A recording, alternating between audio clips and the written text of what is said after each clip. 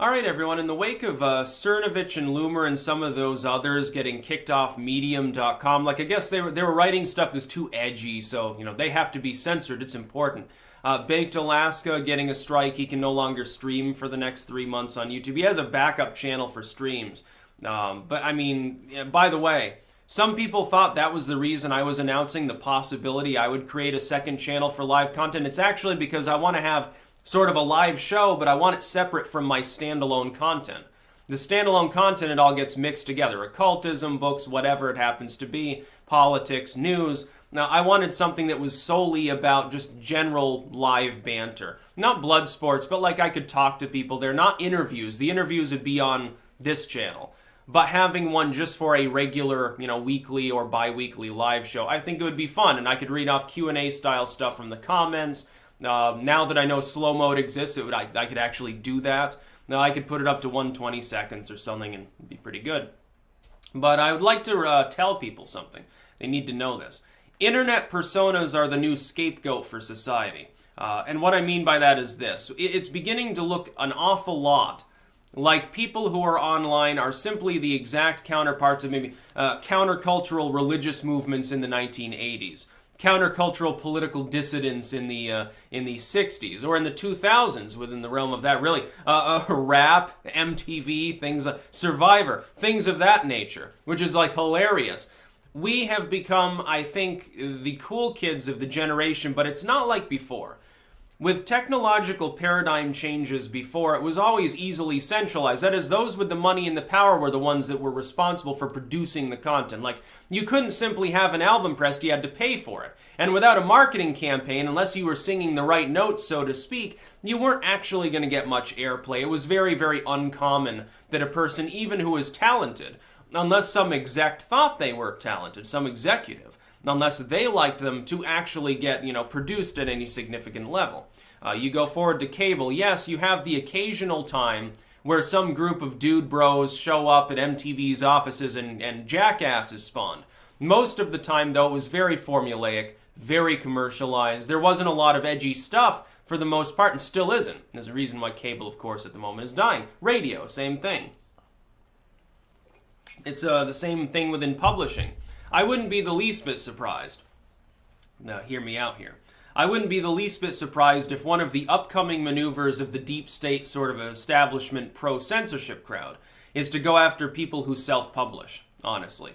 To do things, to try to censor them more. I remember Amazon, I think last year, banned Holocaust revisionism within its titles. It's going to go further than that. Political criticism of censorship probably will itself amusingly be censored at some point. Political manuscripts of various kinds, anything that suggests that people have a right to defend themselves will be construed as terrorist literature or something. I wouldn't be surprised. Eventually, because of the popularity of people being able to self-publish, you see people who are labeled as far-right or bad, evil Nazis, despicable irredeemables.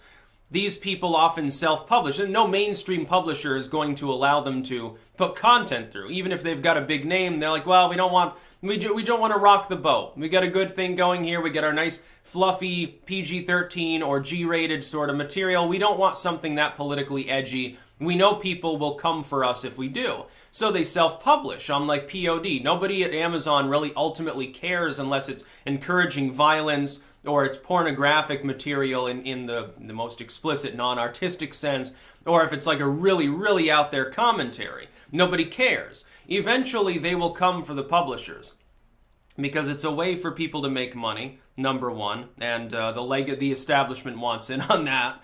Obviously, it's a way to make money, and it's a way to change people's minds. They want to make sure to get in on it so they can shut up their critics. They're already doing that online.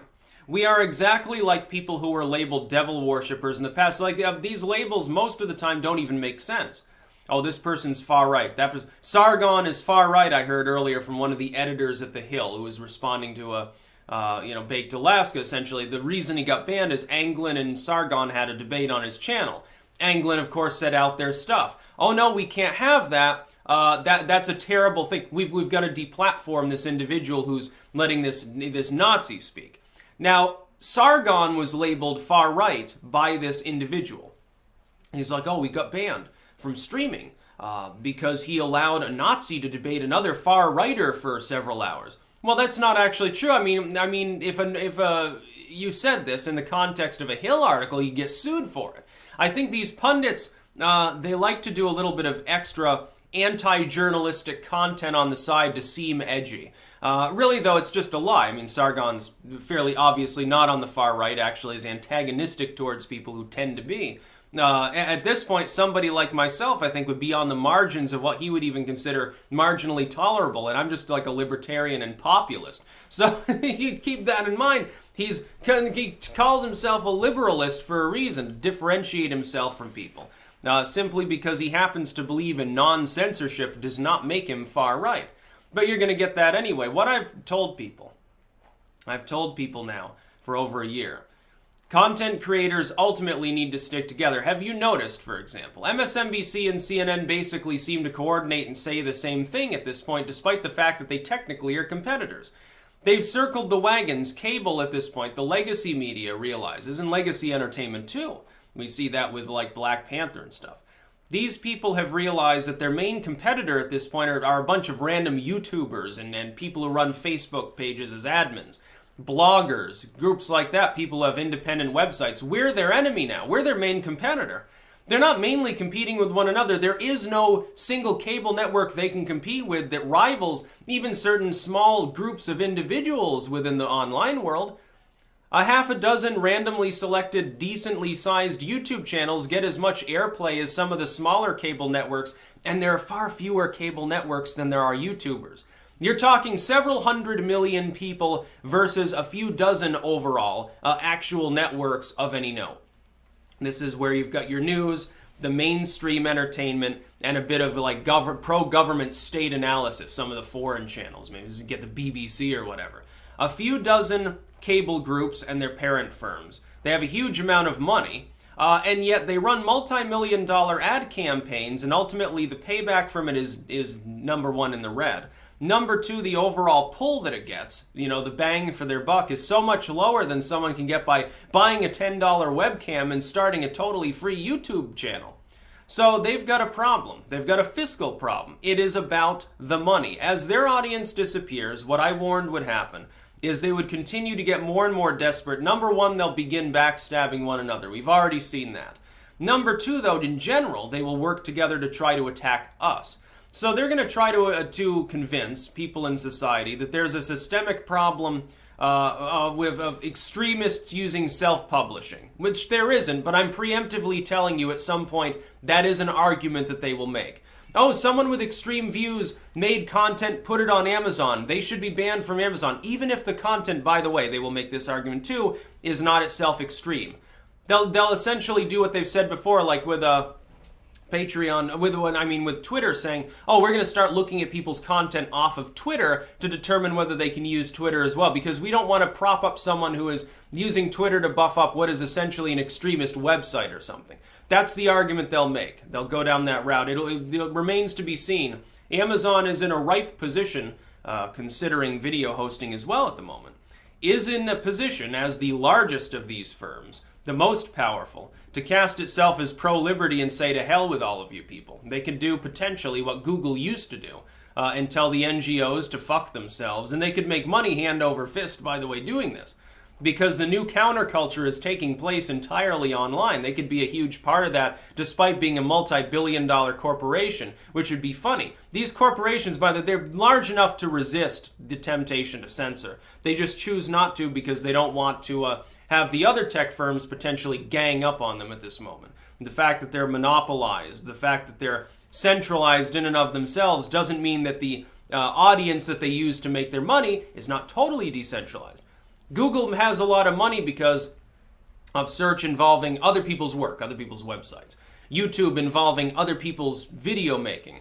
Blogspot involving other people writing stuff on blogs. And all of these other services, for the most part, it's all decentralized in where they're getting their income. Facebook has the same thing. Amazon largely has the same thing. It's vendors, self-publishing, and things of that nature that are making them the bulk of the money. The only real holdouts are like Microsoft and Apple.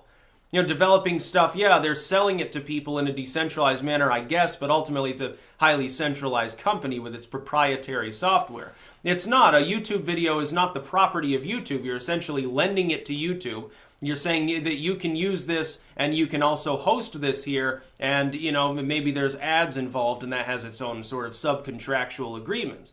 But it's decentralized. You're the one making the content. YouTube doesn't make a lot of its own content.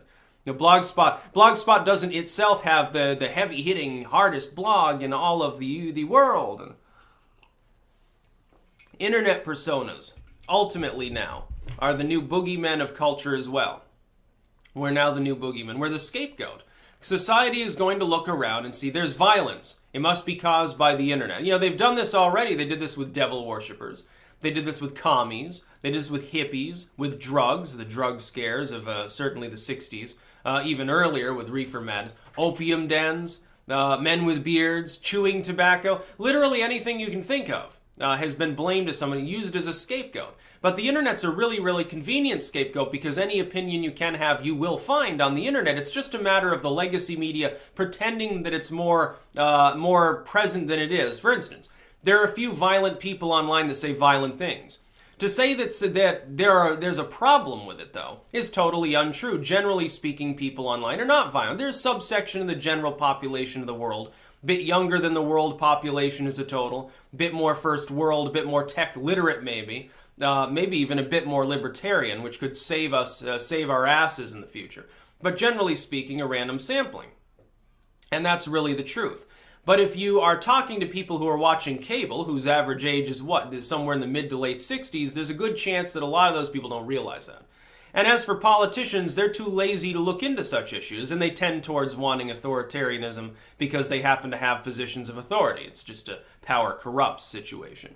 The big tech firms, despite the fact that they know better, are more than willing to go along with NGOs that threaten to turn around and defame them because they don't want the hassle. YouTube held out and said, well, we're not too keen on the censorship thing. The NGO said, ah ha ha, and then obviously they went off to talk to their corporate sponsors so that they would threaten to drop their ad campaigns. That's probably what happened. CNN has now openly done this. They even admit to it openly. Yeah, we told YouTube that InfoWars has other videos that they might want to strike down. Ha ha ha. You are directly, I predicted this as well, that they would more directly attack competitors in the future. It wouldn't just be from the shadows. Some agent provocateur is hired to go dig up dirt. Some person is hired to go and look at YouTube videos to see if there's any weird content there. That's happening too, but it's obviously not working enough, so they're going into a next step, and they'll continue.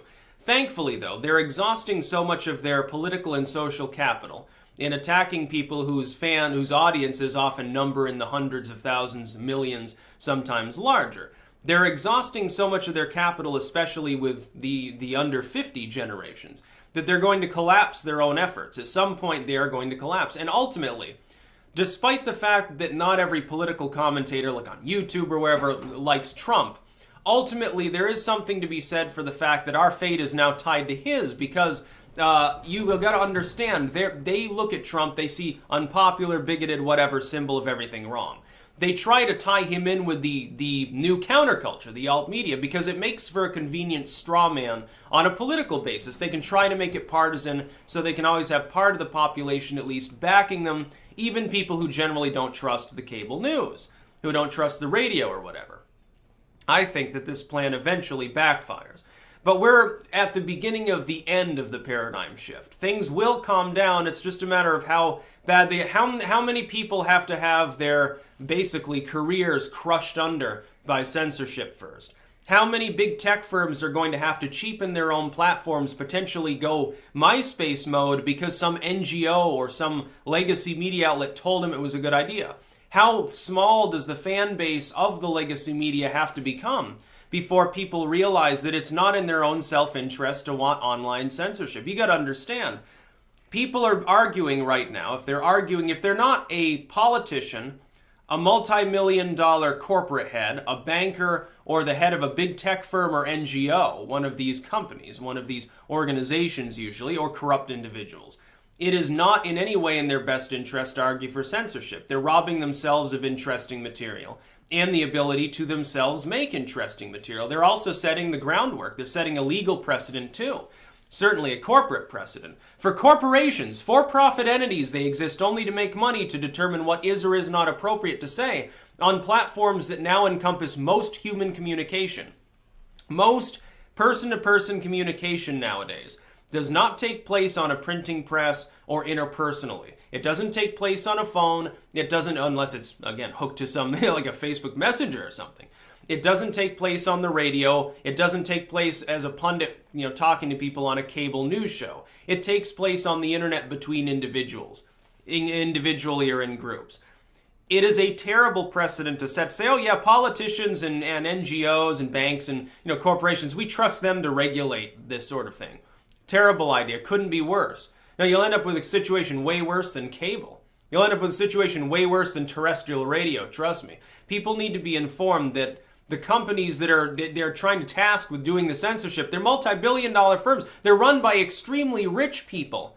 Doesn't that make people on the left a little bit nervous? Maybe now neoliberals may not care. They sit there laughing. They'll be the next target. Eventually, in due time, as the paradigm inevitably shifts, they'll be the ones bearing the brunt of it. It'd be pretty funny when it happens. The paradigm will change over. The abuse will begin to decline. It's just a matter, we can't predict when that happens. I've said maybe a year, 2 years, but I'm not sure about that. It could be 5. It could very well be. We can hope that it gets better soon, because quite clearly, when you're pissing people off, you have a channel on YouTube, 500,000 fans or whatever.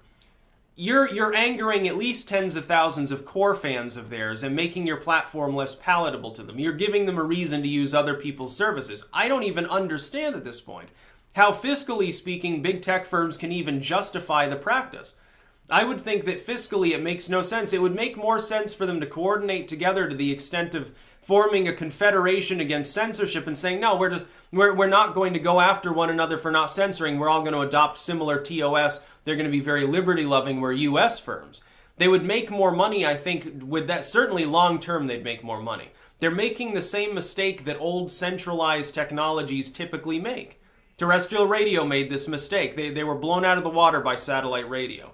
Mainstream cable made the same mistake. They didn't get on the on-demand train early enough. They got plowed under by it. A lot more people use Netflix at this point. Single company, more people use Netflix than give a shit about the basic cable sort of stuff. A lot of people, I believe in polling, more than half of Gen Z doesn't even watch TV.